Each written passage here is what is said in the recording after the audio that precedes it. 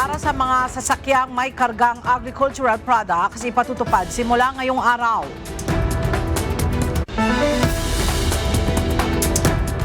Petisyon para sa 10 pisong dagdag singil sa pasahe sa PUJ inihain ng piston sa LTFRB. Philippine National Police nagpatupad ng panibagong reshuffle. Integrity Monitoring Enforcement Group Chief pinalitan.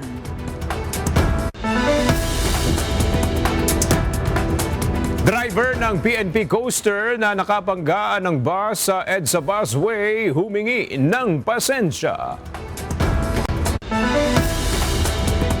Kanselasyon ng usapang pangkapayapaan sa Estados Unidos inanunsyo ng Iran.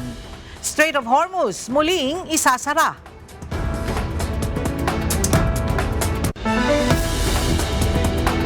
PNP responders bumawi sa huling minuto para ipanalo ang laban kontra COMELEC Vanguards. OP Bagong Pilipinas nagpamalas ng dominating performance laban sa GSIS Furies.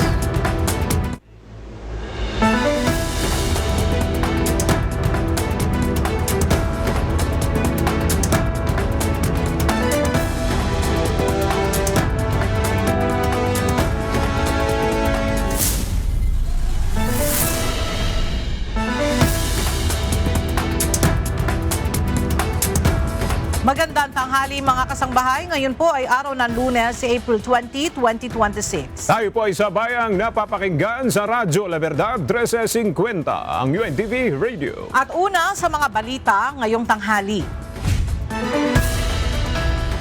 Inanunsyo mismo ni Pangulong Ferdinand Marcos Jr. ang muling malakihang bawas presyo ng mga produktong petrolyo bukas. Gayunpaman, may panawagan ng Pangulo sa mga oil company hinggil sa pagpapatupad sa naturang rollback. May report si Nel Maribuhok. Muling bababa ang presyo ng gasolina, diesel at kerosene bukas, araw ng Martes, April 21. Ayon kay Pangulong Ferdinand Marcos Jr., asahan ang mas malaking rollback na mangyayari kumpara noong nakaraang linggo. Dahil dito, bababa ang diesel ng humigit kumulang 24 pesos at 94 centavos kada litro. Ang gasolina naman ay 3 pesos 41 centavos at ang kerosene ay 2 piso. Mas malaki ito kaysa sa rollback nung nakaraang linggo at malinaw ang ibig sabihin nito para sa ating lahat. May ginhawang parating. Kaugnay ng rollback na ito, may panawagan naman si PBBM sa mga kumpanya ng langis. At sa ating mga oil company, malinaw naman ang aking panawagan. Ipatupad ninyo ang rollback ng buo, tama at walang pagkaantala. Ibigay ninyo sa taong bayan ang dapat naman na nasa kanila.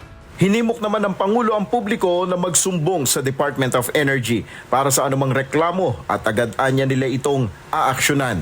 Ayon pa sa Pangulo, ilang hakbang na rin ang ginawa ng gobyerno para matulungan ang mga apektadong sektor sa pagtaas ng presyo ng langis. Kabilang na dito ang 10 peso fuel discount sa mga public utility vehicles o PUV at service contracting program. Bukod rito, pinalawig rin ng Land Transportation Office ng 3 buwan ang validity ng nag-expire na driver's license, student permit at rehistro ng sasakyan ngayong April 2026. Nel Maribuhok, UNTV News and Rescue. Diyos ang aming sandigan, serbisyo publiko ang aming pinahalagahan. 2 bangka ang hinarang ng mga tauhan ng Philippine Coast Guard sa Batangas bunsod ng umano'y iligal na pagbiyahe ng langis. Samantala, hinuli ng PCG ang 5 suspect sa pagnanakaw sa sumadsad na barko sa Batangas. May balita si Benedict Samson.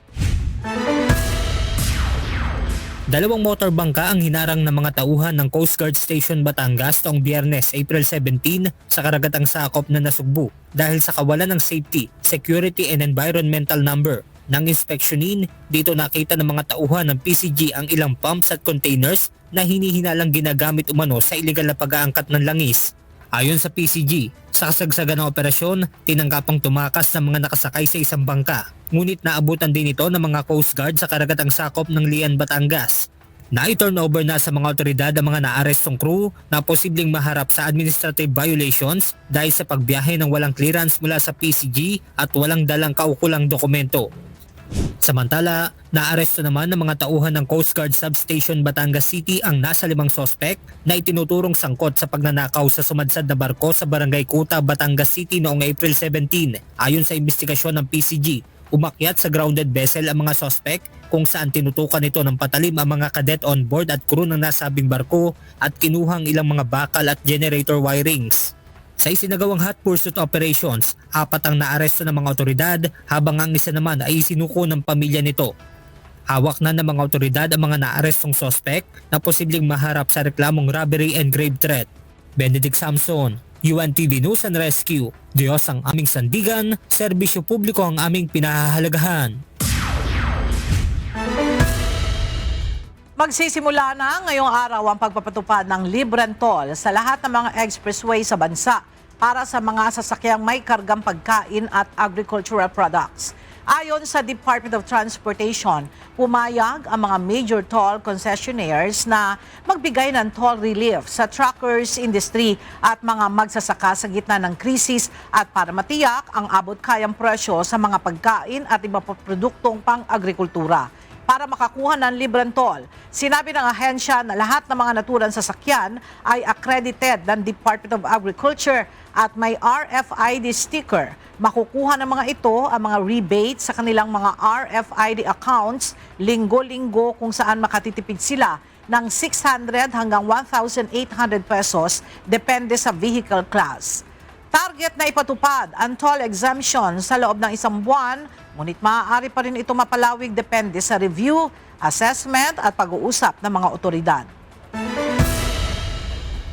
Ininspeksyon ni Pangulong Ferdinand Marcos Jr. ang pagpapatupad ng mga programa ng pamahalaan na may layong tulungan ang mga apektadong sektor sa patuloy na pagtaas ng produktong petrolyo. Partikular na tinignan ng Pangulo ang pagpapatupad ng Service Contracting Program sa Quezon City. Samantala, tuloy-tuloy naman ang pagbibigay ng ayuda ng Department of Social Welfare and Development sa mga transport workers. Mula sa Quezon City, makibalita tayo kay Nel Maribohok Live. Nel, kumusta yung pagpapatupad ng programa na yan ng gobyerno at ilan na ba yung nakinabang na transport workers sa ayuda ng gobyerno? Yes, aga binisita nga ni Pangulong Ferdinand Marcos Jr. ngayong umaga ang pagpapatupad ng Service Contracting Program ng Department of Transportation sa Araneta Center Bus Terminal sa Cubao, Quezon City. Ang Service Contracting Program ay isang subsidy program ng gobyerno kung saan babayaran ng gobyerno ang Public Utility Vehicle o PUV operators at drivers ng kada kilometro. Kapalit naman ng fair discount sa mga mananakay. 40 pesos per kilometer ang ibabayad sa mga modern jeepney at UV. 30 pesos per kilometer naman sa traditional jeepneys, samantalang 100 pesos per kilometer naman ang para sa mga bus. Ukol naman sa diskwento sa commuters, 40% ang ibibigay sa mga senior citizens, persons with disability o PWD at mga estudyante. At 20% naman discount ang ibibigay sa mga regular na pasahero. Samantala, tuloy-tuloy naman ang pamamahagi ng ayuda ng Department of Social Welfare and Development o DSWD dito sa Quezon City Circle. Ayon kay DSWD Secretary Sherwin Gatchalian, aabot na sa 1 milyon ang natulungan transport workers ng ahensya. At this point, nationwide na kasi na operation, ang running total natin out of, we already serviced 1 million drivers. Iba-ibang sektor na yon, public utility jeeps, TODA, TNVS, TNCs, iba-iba na yon, MC taxi, service delivery, 1 million. By the end of the month, we plan to finish the first round. Ang total na nagagastos na ng gobyerno is close to 5 billion pesos as we speak right now. Pero tuloy-tuloy pa. Even dito sa likod ko, napapansin nyo, meron pa rin tayong, ito yung mga pahabol ng LTFRB na mga four-wheel na ride-hailing app service drivers. Ang kada transport worker ay nakakatanggap ngayon ng 5,000 pesos sa ilalim ng Assistance to Individuals in Crisis Situation o AICS ng DSWD. Yan muna ang ating update. Balik sa iyo, Adam. Maraming salamat, Nel Maribohok. Isinusulong ng isang labor group ang pagpapasa sa 200 pisong aumento sa kada araw na sahod ng mga minimum wage worker. Ayon sa naturang grupo, sa pamamagitan nito, maaaring maiwasan na mahikayat ang ilang Pilipino na pumasok sa mga iligal na trabaho sa ibang bansa. May ulat si Evan Alvarez. Mababang sahod at kahirapan ang itinuturo ng Federation of Free Workers, kaya nahihikayat ang ilang Pilipino na pumasok sa iligal na trabaho abroad. Ayon sa naturang labor group, nababahala sila sa mga ulat ng pagre-recruit ng mga Pilipino, hindi lamang para sa mga gawaing kaugnay ng digmaan sa Ukraine o ng ISIS sa Middle East, kundi pati sa trafficking, scam hub work at iba pang mapanganib at mapagsamantalang trabaho sa ibang bansa. Kamakailan, naglabas ng paalala ang Commission of Filipino Overseas, katuwang ang Interagency Council Against Trafficking o IACAT. Modus anila ng mga illegal recruiter na manghikayat ng mga Pilipinong naghahanap ng trabaho. Ngunit pagdating sa hindi sasabihing lugar, papalitan ang kanilang mga kontrata at mapipilitang magtrabaho sa mga dayuhang militar. Nagbabala rin ang IACAT sa pagdaan sa mga irregular migration corridor o backdoor exits na ginagamit ng traffickers sa Pilipinas para iligaw at pagsamantalahan ang kanilang mga biktima. Ayon kay Attorney Sonny Matula, presidente ng Federation of Free Workers, dahil sa hirap ng buhay at patuloy na epekto ng mga sigalot sa gitnang silangan, maging ang mga marumi, mapanganib at mapanghamak na trabaho sa abroad ay maaaring magmukhang pag-asa para sa iba. Kaya naman sa papalapit na Mayo 1 o Labor Day, muling ipinananawagan ng grupo ang pagkakaroon ng living wage o 200 pesos kada araw na dagdag sahod sa buong bansa. Kasabay na rin ang nationalization of wages upang pantay-pantay na makatanggap ng sweldo ang lahat ng manggagawa, maging ang mga nasa probinsya. Hamon ng grupo, kung seryoso ang gobyerno na sugpuin ang illegal recruitment at human trafficking, dapat itaas ang sahod, lumikha ng mga disenteng trabaho at magbigay ng patas na oportunidad sa lahat ng mga komunidad sa buong Pilipinas. Evan Alvarez, UNTV News and Rescue. Diyos ang aming sandigan, serbisyo publiko ang aming pinahahalagahan.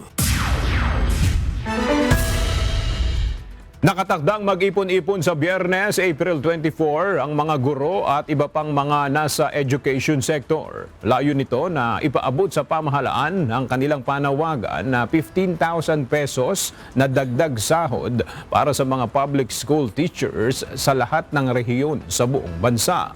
Ayon sa Teachers Dignity Coalition o TDC, maraming mga public school teachers ang nalulubog sa utang dahil sa kakapusan ng tinatanggap nilang sahod para matugunan ang kanilang pang-araw-araw na pangangailangan.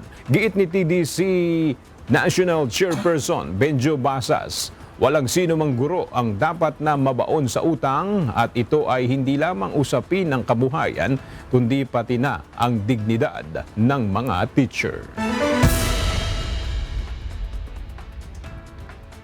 Isang transport group ang naghahaina ng petisyon sa Land Transportation Franchising and Regulatory Board o LTFRB para humiling ng dagdag singil sa pasahe ng mga pampasaherong jeep. Ito ay sa gitna ng mataas na presyo ng mga produktong petrolyo bunsod ng sigalot sa Middle East. Alamin natin ang detalye sa report ni Asher Cadapan Jr. live. Asher, magkano ang hiling na karagdagang pasahe ng grupo sa LTFRB?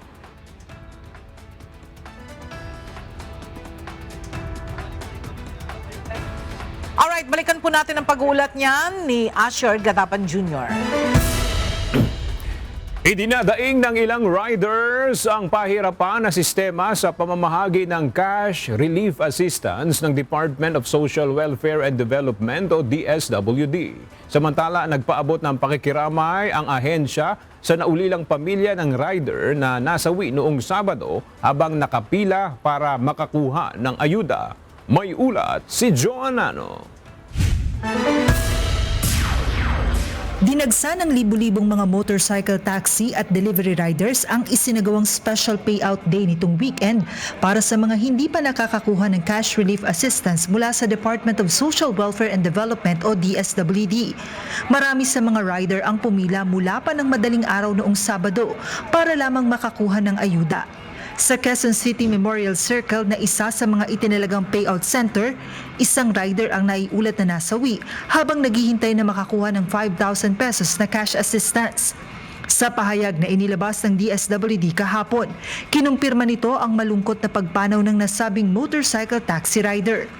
Personal ring nakausap ni Secretary Rex Gatchalian ang pamilya ng nasawing rider at nagpaabot ng tulong ang DSWD para sa gastusin sa ospital maging sa pagsasaayos ng burol at libing ng biktima. Sinagot rin ng ahensya ang gastos sa transportasyon sa mga kaanak ng rider at nagpaabot rin ng tulong para sa patuloy na pag-aaral ng kanyang naulilang anak. Kahapon matiyaga muling pumila ang mga rider sa ilang payout centers.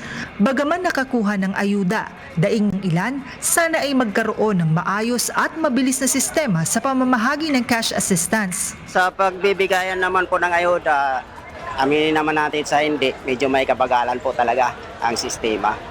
Kasi kanina pa ako nakapila ng alas 8, anong oras na po, alas 3 na po eh. Ilang oras po kami nag-aantay. Kagaya niyan, number 22. Pagdating namin dito sa number 22, nakapila na kami. Hindi naman pala, dahil tatawagin pa yung pangalan, balik na naman kami sa likod. Dahil di pa kami tinawag daw yung pangalan namin. Medyo mahirap kasi matagal rin yung pila, pero okay naman. Just nakakuha rin kahit papano. Nakakatulong din, pambayad rin sa utang.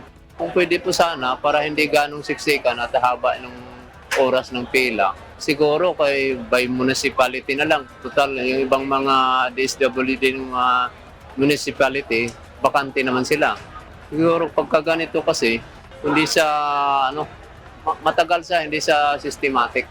Kung may mga nahirapan, may mangilang-ilang rider naman ang nagpasalamat sa anilay mas organisado ng sistema ng cash distribution. Maayos naman po kasi na-organize na maaga at nakita naman namin na mas mabilis ngayon, boss, kaysa sa nakaraan. Parang hindi organized yung nakaraang araw, yung Sabado. Magulo tapos hindi alam yung pila, kung saan. Ngayon, sir, ang daming nag-a-assist sa amin na tao.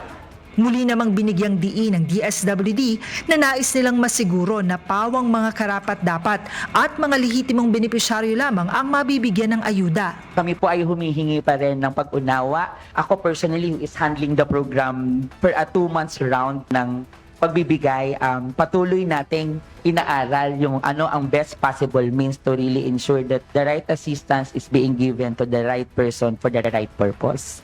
Ito po yung mga tinitingnan namin kasi ayaw po namin mangyari na magkaroon po dahil sa pagmamadali, sa mabilisang proseso po ang magsabi sa amin, bakit nakasama si ganito pero dapat hindi naman. Bakit nabayaran yung ganitong maling pangalan pero dapat hindi naman. Kasi ito po yung inaaral namin because ang objective namin right after this is for us to come up with the clean list so that if there will be trigger ulit for assistance for these drivers, at least tukoy na po natin kung sino po sila. Pumila man ng mahaba at nagtiis ng matinding init at gutom sa haba ng paghihintay. Labis pa rin nagpapasalamat ang mga rider sa tulong na kanilang natanggap. Napakalaking tulong po kasi noon, 5,000. Kumbaga sa kagaya naming rider, sa mahal ng gasolina, sir, kailangan naming tiyagain. Sayang naman kung kaysa mamasada pa na matagal maghapon, di man naabot ng 1,000 rin. Ito, kailangan na pagtiyagaan kasi 5,000 din. Malaking tulong na rin to para sa pamilya. Ito talaga pangbayad lang sa utang to. Di ko na nga babawasan para pangbayad lang sa utang. Joan Nano, UNTV News and Rescue. Diyos ang aming sandigan, serbisyo publiko ang aming pinahahalagahan. Sinuspindi na ng 70 araw ang lisensya ng driver ng coaster ng Philippine National Police o PNP na nasangkot sa banggaan sa EDSA Carousel noong April 17. Inisyuhan ito ng show cause order at pinaharap sa tanggapan ng LTO sa April 24 ng 1:00 ng hapon para pagpaliwanagin. Ayon sa LTO, Kailangang magpaliwanag ng driver kung bakit hindi siya dapat managot sa reckless driving, disobeying traffic signs by using EDSA carousel bus lane at improper person to operate a motor vehicle. Humingi ng pasensya sa publiko ang pulis na nagmamaneho ng coaster bus ng Philippine National Police na nakabanggaan ng bus sa EDSA busway nitong April 17. Samantala, patuloy naman ang gagawing investigasyon ng National Police Commission sa insidente dahil sa nakita nilang pagkakamali na ginawa ng pulis. Mula sa Quezon City, ang detalye ihahatid ni Benedict Samson live. Benedict, ano yung sinabing dahilan ng pulis kung bakit siya pumasok doon sa EDSA bus carousel at ano naman yung posibleng kaharapin itong reklamo? Aga sa ngayon ay pinagpapaliwanag muna ng National Police Commission ang police na driver na nabangga na PNP coaster bus at kung mapapatunayan na nagkamali ito ay posible itong masampahan ng reklamong administrative case. Pumarap ngayong araw sa National Police Commission si Police Chief Master Sergeant Jennifer Bredico na driver na nabanggang PNP coaster bus sa EDSA bus carousel noong April 17 ng hapon. Kasama din sa dumalo sa patawag ng NAPOLCOM ang bus driver na si Jessie Soledad at ang uploader ng video na si Marian Ramos. Sa press conference kanina humingi ng paumanhin sa nangyari si Police Chief Master Sergeant Bredico sa publiko. Humingi po ako sir ng taus-pusong pasensya po sa nagawa kong kamalian sa lalong-lalo na po sa driver ng bus. Inaamin ko na mali yung pagka-swerving ng sasakyan na yung coaster ng PNP papunta sa kaliwa. Ang sa akin lang naman po ay kukuha lang po ako ng mga pasahero kasi po nakatasking po ako sa libreng sakay nung araw na yan na programa po ng DOTR. Sa kuha ng closed circuit television o CCTV na ipinakita ni NAPOLCOM Vice Chairperson at Executive Officer Attorney Rafael Vicente Calinisan, makikita na mula sa outer lane ng EDSA na tinatayang may 4 na linya ng kalsada ay tumawid ito para makapasok sa EDSA bus carousel kung saan ito nabangga ng paparating na bus. May isang sasakyan po, hindi ko po siya agad napansin na police po, pero may isang sasakyan po na biglang na swerving papunta po doon sa ang lane ng busway. Kaya ko po siya nabangga. Tapos po, pagkatapos po ng bangga, kinukuha po yung lisensya ko ni sir, nagmamanila po ng coaster. At sabi ko po sa kanya, hindi ko po ibibigay hanggat wala pong dumadating na enforcer. Sa kuwang ito naman ni Marian Ramos, makikita na hiningi pa umano ng pulis ang lisensya ng bus driver na si Jessie Soledad.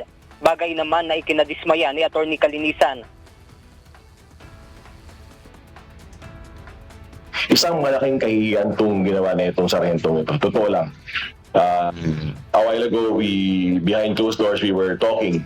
And I'm extremely disappointed. Kasi, ano ba naman yung... Wala namang may gusto magkaroon ng aksidente.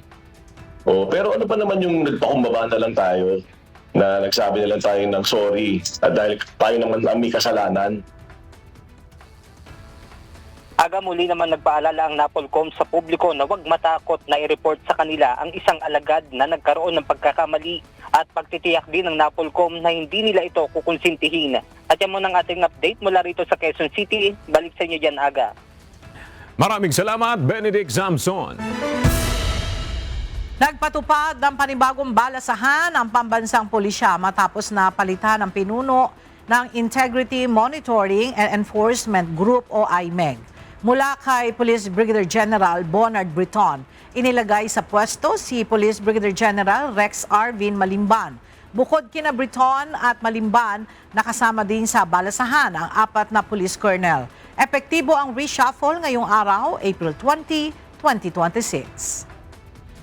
Balikan po natin ang balita ni Asher Cadapan Jr. hinggil sa paghahain ng petisyon sa LTFRB ng isang transport group para hilingin ang dagdag singil sa pasahe ng mga pampasaherong jeep. Yes, Asher. aga 10 pisong dagdag singil sa pamasahe sa mga public utility jeepney. Ito ang hiniling ng Samahan ng Tsuper at Operator Nationwide o Piston bunsod ng mataas na presyo ng mga produktong petrolyo. Permanenteng dagdag pasahe at hindi provisional fare o pansamantalang taas pasahe. Ito ang petisyong inihain ng grupong Piston sa tanggapan ng Land Transportation Franchising and Regulatory Board o LTFRB ngayong araw. Ayon kay Piston National President Modi Floranda, ito ang nakikita nilang solusyon sa hirap na nararanasan nila dahil sa pagtaas ng presyo ng petrolyo. Sa ganito paraan niya, matitiyak din ang patuloy na pamamasada ng mga pampasaherong jeep at masisiguro na may masasakyan ng mga biyahero. Una, yung batayan na kung bakit 10 pesos doon sa laki nung itinaas ng presyo ng petrolyo, na kung saan ay mula nung nagkaroon ng US aggression, ay halos umabot tayo ng 170 per liter sa diesel at 120 sa presyo ng gasolina. Kaya isa ito doon sa naging tungtungan ng ating pagpapile at siyempre yung usapin ng mataas na mga pyesa na ginagamit ng ating public transport na kung saan ay hindi naman bumababa ang mga presyong ito. Kaya isa ito doon sa naging tungtungan ng ating pagpapile. Paliwanag pa ng Transport Group, noon pang 2023 ay mayroon na silang inihaing petisyon para naman sa 5 pisong permanenteng fare increase sa mga PUJ. Ito ay noong panahon pa na nasa 44 pesos pa lang ang presyo ng kada litro ng krudo. Hindi niya ito inaprubahan kahit noon pa man ng LTFRB ay hirap na ang jeepney drivers at operators dahil sa maliit na pasahe habang nagtaasan na noon pa ang mga presyo ng bilihin. Ngunit patapos ang 3 taon ay nakabinbin pa rin ang naturang petisyon sa ahensya. Bukod pa dito ang kamakailang pisong dagdag pasahe sana na ipinisura din nila ng Pangulong Ferdinand Marcos Jr. Wala pong pagkakaiba yung piso. Sabi nga natin, bagamat maliit yung piso ay sabi natin makakatulong kahit paano doon sa pangangailangan ng ating driver. Kung sakali, kung halimbawa na yung piso, kung nakaka-200 passenger kami, may additional kami 200 pesos sana na madadagdag doon sa kita. Pero dahil walang malasakit, si BBM sa kalagayan ng sektor ng transportasyon ay walang kaabog-abog na binawi ito ng administrasyon ni Bongbong Marcos. Aga kanina ay naihain na tuluyan ng grupong Piston ang kanilang petisyon para sa fare hike dito sa LTFRB. Sa ilalim ito sa mga public consultation at mga pagdinig at mag-aanunsyo din ang ahensya kung sakaling ito nga ay aaprubahan ng pamahalaan. Yan ang latest dito sa Quezon City. Balik sa iyo, Aga. Maraming salamat, Asher Cadapan Jr. Iniulat ni Pangulong Ferdinand Marcos Jr. na nananatili pa rin sa kustodiya ng Czech Republic si dating Ako Bicol Party List Representative Zaldico. Ayon sa Pangulo, inatasan na niya ang Department of Justice at Department of Foreign Affairs na makipag-ugnayan sa Czech government para sa agarang pagpapauwi sa dating mambabatas. Sabi pa ng Pangulo, gagawin ng pamahalaang Pilipinas ang tamang proseso at batay sa umiiral sa batas para maiuwi si Ko na isa sa kontrobersyal na personalidad na nasasangkot sa anomalya sa flood control projects. Nananatili po siya sa kustodiya ng Czech Republic at isinasagawa natin ang lahat ng mga kinakailangang hakbang para sa kanyang pagbalik dito sa Pilipinas. Inutusan ko ang Department of Justice kasama ang Department of Foreign Affairs na pangunahan ang pakikipag-ugnayan sa mga otoridad ng Czech Republic upang matiyak na maayos at naayon sa proseso ang lahat ng kinakailangan. Magpapadala rin ng high-level coordination team upang tutukan ito. Sa pagpapatuloy ng pagdinig ng House Justice Panel sa impeachment complaints laban kay Vice President Sara Duterte sa April 22, inaasahang dadalo ang ilang inimbitahang opisyal mula sa Office of the Ombudsman, Bureau of Internal Revenue, Anti-Money Laundering Council at Securities and Exchange Commission. Nakatakda namang tapusin ng komite ang kanilang pagdinig sa April 29, 2026 at pagkatapos nito ay iaakyat na sa plenaryo upang pagbotohan. May report si Rosa Licos. Posibleng pagbotohan na ng House Justice Committee kung may probable cause ba o wala ang mga reklamong impeachment laban kay Vice President Sara Duterte bago magbalik sesyon ng Kongreso sa Mayo. Naniniwala si House Assistant Majority Leader at Lanao del Sur 1st District Representative Sia Alonto Adjong. Matatapos na ang impeachment hearing sa April 29, araw ng Miyerkules. Kasalukuyang sinusuri at tinitimbang ng House Justice Panel ang mga ebidensya at testigo ng complainants sa mga reklamong impeachment. Noong April 14, dininig ng House Panel ang alegasyong matinding paglabag sa saligang batas at pagsira sa tiwala ng publiko dahil sa umaning maling paggamit ng confidential funds ni VP Duterte. Isa sa pinakamalaking natukoy ay ang pinagtibay na Notice of Disallowance ng Commission on Audit sa ginastos na mahigit 73 million pesos na halaga ng confidential funds ng Office of the Vice President noong December 21 hanggang 31, 2022. No-show naman sa pagdinig ang Vice Presidente o Defense Counsel nito. Oras na maaprubahan ng House Committee on Justice ang report nitong kalakip. Ang resolusyon at rekomendasyon, iaakyat ito sa plenaryo ng Kamara. Boto ng 1/3 ng lahat ng House members ang kinakailangan para aprubahan ang resolusyon at maiakyat ang Articles of Impeachment sa Senado bilang isang impeachment court. Samantala, ayon kay House Justice Committee member at Bicol Saro Party List Representative Terry Redon, maaaring magtungo sa pagdinig ang mga personalidad na idinadawit o nabanggit ni Ramil Madriaga sa mga alegasyon nito laban kay Vice President Sara Duterte. Nagpapakilalang dating bagman at aide ni VP Duterte si Madriaga. Pero pumalag ang isang Davao City-based artist at isang abogado na asawa ng isang resto bar owner sa Quezon City sa ilang alegasyon ni Madriaga. We will decide po in the next couple of days kung it is still necessary to invite them to explain their side. Pero syempre, on their own, I think they can go to the committee and tell the committee that they would want to be able to deny outrightly. Ito po nga mga sinasabi po ni Mr. Madriaga.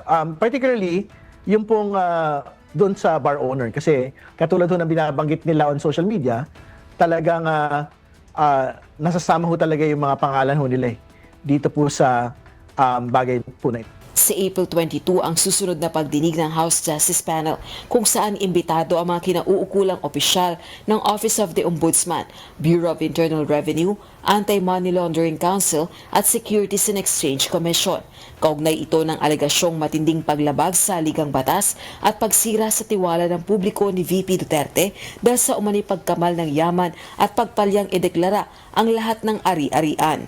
Rosa Licos, UNTV News and Rescue. Diyos ang aming sandigan, serbisyo publiko ang aming pinahahalagahan. Pinabulaanan ni Senate President Pro Tempore Panfilo Ping Lacson ang umunay pagpapalit ng liderato ng Senado sa kabila ng posibilidad na impeachment trial laban sa pangalawang Pangulo. Kaugnay nito ay minungkahi ni Senator Lacson ang isang praktikal na schedule upang mabalansean niya ng Senado ang trabaho at ang posibleng impeachment trial. May balita si Jed Neresina.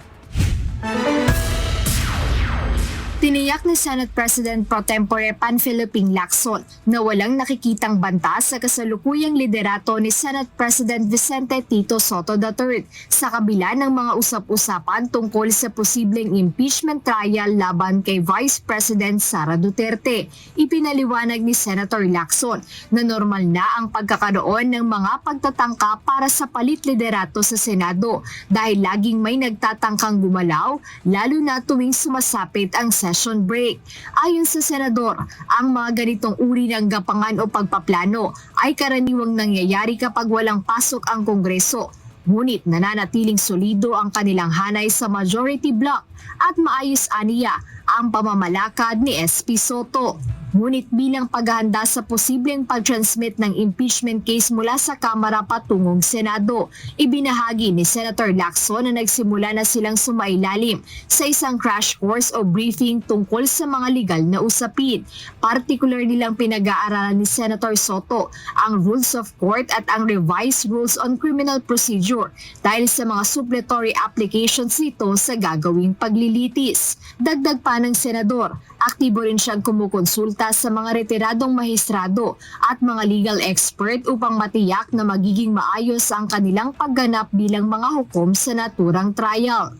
Samantala, nagmungkahi rin ang Senate President pro tempore ng isang practical na schedule upang hindi maparalisa ang regular na trabaho ng Senado sa paggawa ng batas habang isinasagawa ang impeachment proceedings. Sa ilalim ng kanyang panukala, gagawin ang impeachment trial tuwing Lunes, Miyerkules at Biyernes simula sa alas 3 ng hapon, habang ilalaan naman ang Martes at Huwebes para sa mga regular na sesyon. Naniniwala ang senador na ang ganitong kaayusan ay maaaring makakuha ng konsensus sa mga senador. Paliwanag ni Senator Lacson, magbibigay ito ng sapat na oras sa mga senador upang makapag-review at makapaghanda para sa parehong impeachment trial habang patuloy na ginagampanan ang kanilang mga lehislatibong tungkulin. Jed Neresina, UNTV News and Rescue. Diyos ang aming sandigan, serbisyo publiko ang aming pinahahalagahan. Hihingi ng karagdagang pondo ang Overseas Workers Welfare Administration o OWA, kaugnay na rin ng nararanasang krisis ngayon. Aabot sa 12 billion pesos ang nais nilang madagdag sa kanilang budget. Para sa detalye, makibalita tayo kay Dante Amento live. Dante, anong partikular na mga programa ang paggagamitan ng dagdag na budget na hihingi ng OWA? Magandang tanghali aga dahil nga sa patuloy na pag-iral ng krisis sa Middle East, inaasahan ang patuloy din na paglikas ng mga overseas Filipino worker o OFW at ang kanilang dependents. Kaugnay nito ayon sa Overseas Workers Welfare Administration o OWA, humingi na sila ng karagdagang pondo o supplemental budget sa pamahalaan, partikular na sa Department of Budget and Management o DBM at Office of the President. Aabot sa 12 billion pesos ang hininging pondo ng OWA. 9 billion pesos dito ay para sa emergency repatriation. 80% dito ay inaasahan na magagamit sa mga ililikas galing sa gitnang silangan dahil na rin sa umiiral na kaguluhan doon. Samantala, ang natitirang 3 billion pesos ay para naman sa reintegration o ibibigay na ayuda para sa mga OFW gaya ng muling pangkabuhayan. Positibo naman ang OWA na maaprubahan ang kanilang request lalo na mayroon ngang umiiral na krisis. Yan ang ating update mula dito sa Pasay City. Balik sa iyo, Aga. Maraming salamat, Dante Amento. Inaasahang mas mapapabilis na ang pag-apula sa sunog sa Navotas Sanitary Landfill. Ito ay dahil natapos na ang pagtatambak sa Temporary Access Road kung saan maaari na makapasok ang mga heavy equipment na may kakayanang magtambak ng lupa sa nasusunog na basura. May ulat si Benedict Samson. Higit 1 linggo nang nasusunog ang Navotas Sanitary Landfill na nagsimula pa noong April 11.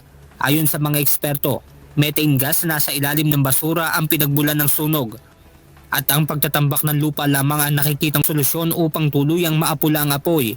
Kahapon, natapos na Navotas City Local Government Unit ang pagtatambak ng lupa para sa Temporary Access Road patungo sa sanitary landfill na nasa isang isla. Kasunod ito ay dumating na rin sa lugar ang mga heavy equipment mula sa Department of Public Works and Highways na tutulong sa pagtatambak ng lupa sa nasusunog na basura. At habang hindi pa tuluyang naaapula ang apoy, muling paalala ng health authorities na magsuot ng face mask dahil na rin sa mga sakit na maaaring makuha mula sa usok na nagmumula sa nasusunog na sanitary landfill. Nakapagtala na rin ang Department of Environment and Natural Resources ng very unhealthy air quality sa ilang lugar sa Metro Manila, kasama na ang mga lungsod ng Navotas, Malabon, Caloocan, Quezon City at maging sa Marikina. Benedict Samson, UNTV News and Rescue. Diyos ang aming sandigan, serbisyo publiko ang aming pinahahalagahan. Dinidinig ngayon ng House Basic Education and Culture Committee ang ipatutupad na 3-term calendar system sa paparating na school year 2026 to 2027. Ngunit ayon sa isang grupo ng mga guro, hindi umano sila na konsulta bago ilabas ang bagong polisiya ng DepEd. Ang detalye sa report ni Evan Alvarez live. Evan, ano yung sinasabi nitong isang teachers group na hindi sila nakonsulta ng DepEd? At may tugon na ba dito yung Education Department? Yes, Aga, ayon sa Alliance of Concerned Teachers, hindi umano sila nabigyan ng pagkakataon na makipagpulong sa Department of Education patungkol dito sa ipatutupad nilang polisiya na magkakaroon na ng 3-term academic calendar simula ngayong school year 2026 hanggang 2027. Umalma ang Alliance of Concerned Teachers matapos hindi mapatawag sa mga pagpupulong kasama ang Department of Education. Ayon kay Ma'am Ruby Bernardo, sila pa ang lumalapit sa DepEd para pag-usapan ang ilalabas na pulisiya. Ngunit hindi umano sila napagbigyan ng pagkakataon na makonsulta ng kagawaran, kaya ikinagulat nila na magkakaroon na ng 3-term academic calendar sa susunod na school year. Parang based on your slide, you consulted with teachers but not necessarily with a group like ACT Party List. It would seem that way, Mr. Chair. Yes. Ayon sa kinatawan ng Department of Education, hindi siya sigurado patungkol sa nasabing kawalan ng meetings. Ngunit nakipag-usap niya sila sa kanilang regional at division offices patungkol sa ipatutupad na policy. Hindi po. So hindi man kayo nabigyan ng notice na may meeting sa araw na ganito, i-discuss ng DepEd ang tungkol sa 3-term nila. Wala man lang Mr. ganun. Chair. Opo. None. None, Mr. Chair. None. Bunsod nito, hiniling ni House Committee on Basic Education and Culture Chairperson Roman Romulo na beripikahin ito ng kagawaran lalo na at pangunahing tumutulong ang naturang teachers group sa mga pagdinig nila sa kanilang komite. Para naman sa Teachers Dignity Coalition, nabigyan sila ng pagkakataong makipagpulong sa DepEd, ngunit pagkatapos na nilang malaman na ipatutupad na ang polisiya. Dahil nagulat kami, dahil meron na palang plano yung DepEd at itutuloy na ito. Wala po kaming kaalam-alam, nakita na lang namin sa balita, no? In fact, nagtanong kami sa mga principal and then sa mga namumuno sa DepEd sa field, hindi rin nila alam. So naglabas po kami ng statement na yung napakalaking pagbabago na kagaya nito ay dapat ay inuunang malaman sana nung mga tagapagpatupad. We seek the guidance from the DepEd Central Office, no, at pinatawag naman kami. Samantala, base sa plano ng Education Department, hahatiin ang school year o ang 201 school days sa 3 academic terms para magkaroon ng mas mahaba at tuloy-tuloy na araw ng pagtuturo sa layunin ng mas maayos na pacing ng mga aralin. Ayon kay Bernardo ng ACT Teachers, mahalaga munang marinig ang panig ng mga guro bago ilabas ang polisiya para malaman kung makikitang epektibo, lalo na at marami umanong adjustment ang mangyayari para sa mga guro at estudyante. Aga, bukod sa gagamiting 3-term academic calendar, ilan din sa pinagpupulungan na Education Committee dito sa Kamara ay ang mga procurement ng textbooks at ang mga ginagawang solusyon ng mga paaralan pagdating sa mga issue ng bullying. Yan muna ang update mula rito. Balik sa inyo dyan, Aga. Maraming salamat, Evan Alvarez. Nakaalerto na ang Philippine National Police sa posibleng pag-atake ng terorista ang Daula Islamia Maute Group. Ito ay sa posibleng paghihiganti ng mga ito kasunod ng madugong engkwentro sa Lanao del Sur noong Biyernes. May report si Leia Ilaghan. Nakataas na sa heightened alert ang buong pwersa ng Police Regional Office Bangsamoro Autonomous Region. Ito'y upang mapigilan ang anumang pagtatangka na paghihiganti ng teroristang Daula Islamia Maute Group kasunod ng madugong engkwentro sa Marantao, Lanao del Sur kung saan 10 ang namatay. Inatasan na rin ni PNP Chief Police General Jose Melencio Nartates Jr. ang mga local police na tuloy-tuloy na makipag-ugnayan sa militar para sa paghahanap sa iba pang kasamahan ng mga terorista. Nauna nang sinabi ng PNP na nagsasagawa sila ng manhunt operation laban sa mga suspect na sina alias Usman at Musli, ang Amir o leader at sub-leader ng Dawla Islamiyah Mauti Group. Subalit pinutukan ng mga ito ang mga pulis habang papalapit sa kanilang hideout. Bukod sa 10 napas lang, 4 na armas din ang nakumpiska ng mga otoridad, kabilang ang M16, M4, M1 Garand, caliber 38 revolver, hand grenade at mga improvised explosive device. Sa kabila nito, tiniyak ng pamunuan ng PNP na nananatili na ang mga otoridad ang may full control sa sitwasyon. Hinikayat din ng PNP ang mga residente na maging kalmado at agad na isumbong sa pulisya kung may mapapansing kahina-hinalang tao o bagay sa kanilang lugar. Leia Ilagan, UNTV, News and Rescue. Diyos ang aming sandigan, serbisyo publiko ang aming pinahahalagahan. Nakaligtas ang lahat ng mga pasahero ng Philippine Airlines Express Flight GAP 2544 matapos magsagawa ng emergency landing sa Iloilo International Airport kahapon. Ito ang kinumpirma ng Civil Aviation Authority of the Philippines o CAAP. Galing ang naturang eroplano sa Ninoy Aquino International Airport o NAIA at papunta sa paliparan sa Dumaguete City nang makaranas ng pressurization issue. Bilang precautionary measure, nagdeklara ang flight crew ng emergency at nagdivert o inilihis ang aircraft papunta sa paliparan sa Iloilo. Ligtas na nakalapag ang eroplano, sakay ang 175 pasahero, kabilang na ang 3 sanggol.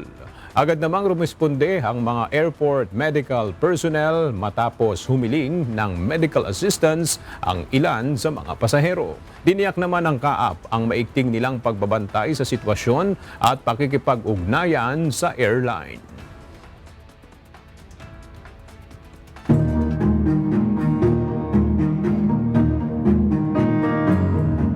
Nananatili pa rin sa mga evacuation centers ang mahigit 600 residente ng Toboso Negros Occidental matapos magkasagupaan ang mga sundalo at rebeldeng grupo kahapon. Patuloy naman bineberipika ng Philippine Army ang napaulat na 19 na rebeldeng nasawi sa bakbakan. Para sa update, makibalita tayo kay Lalaine Moreno live. Lalaine, hindi pa ba ligtas na makabalik sa kanilang tahanan ng mga lumikas na residente? Hindi pa rin ayon sa Philippine Army dahil ngayong araw ay nagsagawa pa rin sila at personal na mismong pinuntahan itong pinangyarihan ng engkwentro at nagsasagawa pa rin ng security operations. 653 na individual mula sa bayan ng Toboso sa Negros Occidental ang lumikas kahapon matapos ang engkwentro ng militar at mga rebelding grupo sa sitio Sinugmawan, Barangay Salamanca. Ang mga residente mula sa Barangay Salamanca at Barangay San Jose ay kusang lumisan sa kanilang mga bahay dahil sa pangambang masangkot sila sa engkwentro. Bitbit pa nila ang kanilang mga bag, kagamitan at pagkain papunta sa mga evacuation centers. Ang iba naman ay pansamantalang nakatira sa kanilang mga kaanak at kakilala. Ayon sa 303rd Infantry Brigade, may isang sundalo na sugatan sa engkwentro. Habang binibripika pa nila kung 19 naman sa panig ng New People's Army ang nasawi. Patuloy pa ang hot operation ng mga sundalo sa mga rebelding grupo. Ang engkwentro ay nangyari matapos magsagawa ng security operations ang mga sundalo sa lugar para mapanatili ang kapayapaan at seguridad. Samantala, mamahagi naman ng food packs ang LGUs sa mga inilikas na residente. Yung munang latest, balik sa iyo, Ellen. Maraming salamat, Lalaine Moreno. Tutol si Baguio City Mayor Benjamin Magalong sa planong pagpasok ng 100 e-taxis sa lungsod. Ang detalye ihahatid ni Grace Doctolero live. Grace, ano yung pinanggagalingan ng pagtutol dyan ng alkalde? Yes, Aga, hindi lang dami ng sasakyan ang issue dito kundi ang kakulangan ng konsultasyon sa lokal na pamahalaan.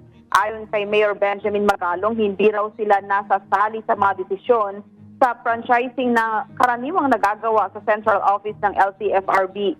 Git niya dapat may boses ang LGU dahil sila ang direktang humaharap sa problema sa trapiko sa lungsod. Mula ang panukala sa Design Green and Smart Corporation sa pamamagitan ng Romansa Mobility Land Transportation Service na humihiling ng endorsement ng city government para sa operasyon ng 100 e-taxis. Pero para sa alkalde, hindi pa handa ang lungsod para dagdag na unit. Aniya, sobra na ang taxi sa Baguio kaya dapat may one-in, one-out policy para hindi lalong sumikip ang trapiko. Nakipagpulong na rin si Magalong kay LTFRB Car Regional Director Dumlao para talakayin ang issue. Samantala, nakatagdang magdaos ng consultative meeting ang Baguio City Council sa April 22 sa Sangguniang Panglungsod Session Hall. Inaasang dadalong iba't ibang transport groups kabilang ang Federation of Baguio PUV Transport Corporation at United Metro Baguio Benguet Jeepney Federation upang magbigay ng kanilang panig. Layunin ng konsultasyon na alamin ang posibleng epekto ng e-taxi sa mga operator, pasahero at kalikasan at kung pasok nga ito sa long-term plan ng lungsod para sa mas sustainable na transport system. Aga sa ngayon ay hindi pa tiyak kung aabante ang proposal hanggat hindi natatapos ang mga konsultasyon sa mga apektadong sektor. Yan muna ang balita. Balik sa iyo, Aga. Maraming salamat, Grace Doctolero.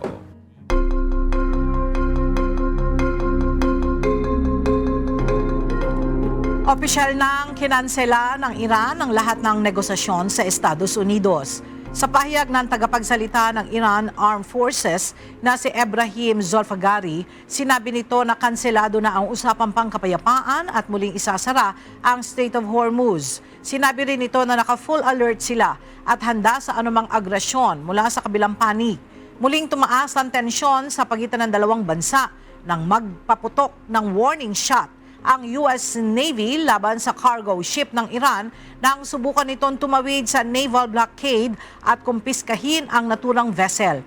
Iginiit ng Iran na ito ay isang paglabag sa ceasefire deal at maghihiganti sila sa lalong madaling panahon para sa naturang act of armed piracy. Mahigit 100 humanoid robots ang lumahok sa half-marathon race sa Beijing kasama ang mga human runners. Nagwagi ang robot na gawa ng honor matapos tapusin ang karera sa loob ng 50 minutes and 26 seconds. Malayo ito sa naitalang oras ng dating champion robot na umabot ng mahigit 2 oras. Layunin ng China na palakasin ang industriya ng robotics sa pamamagitan ng suporta at mga polisiya.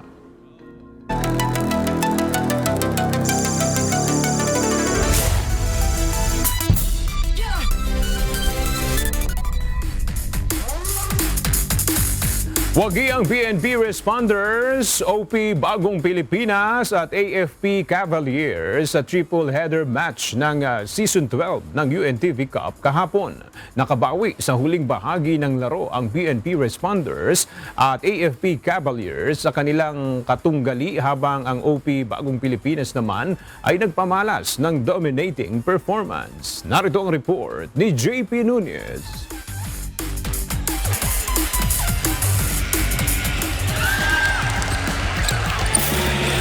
Isang maaksyong bakbakan sa hardcourt ang muling ipinamalas ng mga kupunan sa triple header match ng UNTV Cup Season 12 sa Paco Arena sa Maynila kahapon.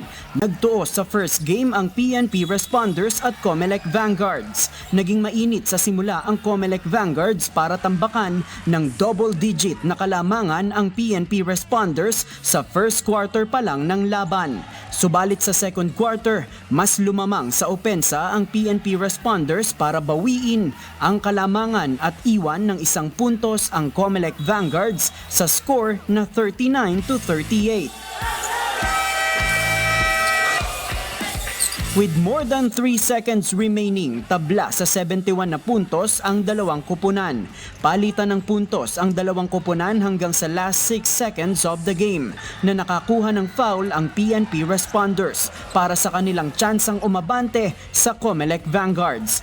Final score, 81-78 para sa PNP responders. Best player of the game si Police Staff Sergeant Richard Villanueva na nakakuha ng 19 na puntos. So kahit paano, nagkaroon ng adjustment period lang sa first half. Buti second half, nakapag-adjust na at nagawa na namin yung tama.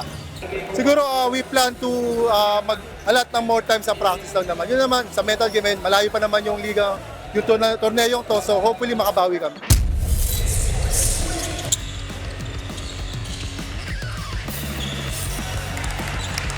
Sa second game, umpisa pa lang ng bakbakan ng Office of the President Bagong Pilipinas at GSIS Furies, dominating performance na ang ipinakita ng OP Bagong Pilipinas.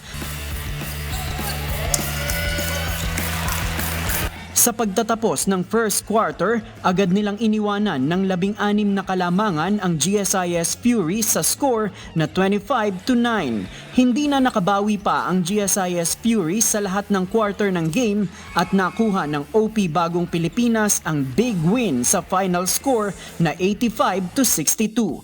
Best player of the game si Kenneth De Vega na kumamada ng 16 points at 11 rebounds. Actually, binigyan niya kami ng hard fight. First, nung umpisa, nakauna kami. Siyempre, laro to ng basketball, may runs, at nakahabol sila. Buti na lang, by execution of plays and of our defense, na nakalamang kami at doon namin nasungkit yung panalo. Siguro talaga outrun kami. Outrun kami. Free throws, turnover namin, tsaka yung offensive rebound nila, hindi namin na-control.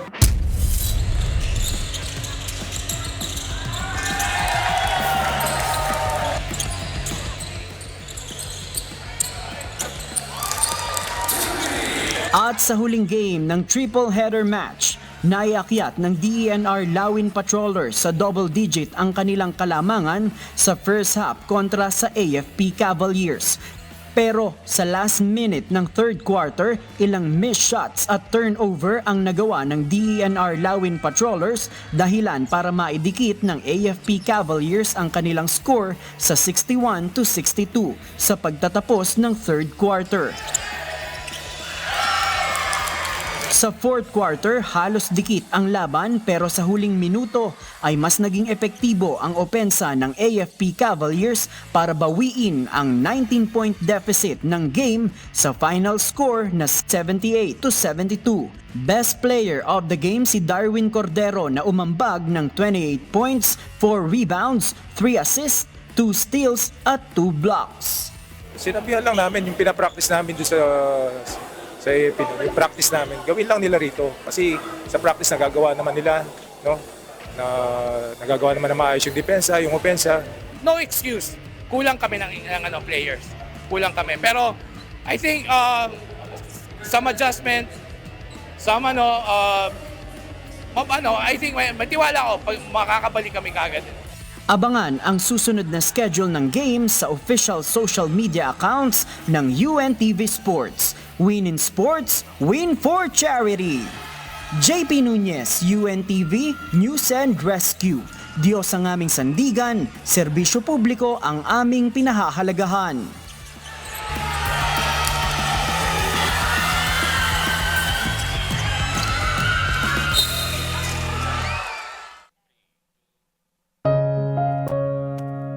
At sa ating pong iiwang mga salita ng Diyos na ating sandigan mula sa aklat ng Mateo, Kapitulo 22, versikulo 37 hanggang 39 na nagsasabi, At sinabi sa kanya, iibigin mo ang Panginoon mong Diyos ng buong puso mo at ng buong kaluluwa mo at ng buong pag-iisip mo.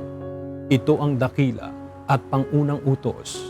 At ang pangalawang katulad ay ito, iibigin mo ang iyong kapwa na gaya ng iyong sarili.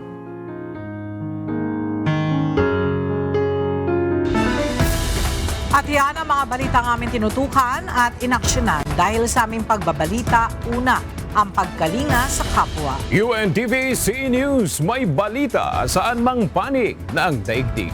At dito sa UNTV, Diyos ang aming sandigan, serbisyo publiko ang aming pinahahalagahan. Magandang tanghali.